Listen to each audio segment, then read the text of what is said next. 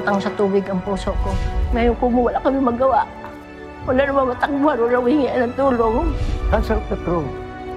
Hinintay ko na yung mamatay. Naramdaman ko na ikinapahiya nila ako.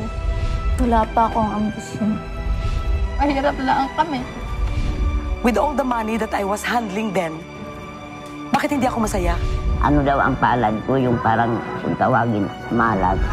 Maski na hindi masaya, paano gagawin?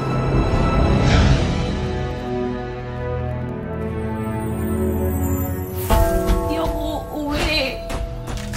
Nalipinangako ko sa sarili ko na hindi ako babalik sa amin hanggat di ako mayaman.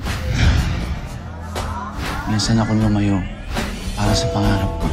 At natupad yun sa malayong lugar. So I'm married to my profession. O sige, ito pagkabilang kong pisngi. Kahit anong sakit, tatanggapin ko. Kung anumang sakit ang nararamdaman mo ngayon, ibigay mo sa akin. Mr. Balawin, may cancer po kayo sa atay. Anong dahilan ng lahat ng ito? Maliliit pa mga anak ko, kawawa naman sila.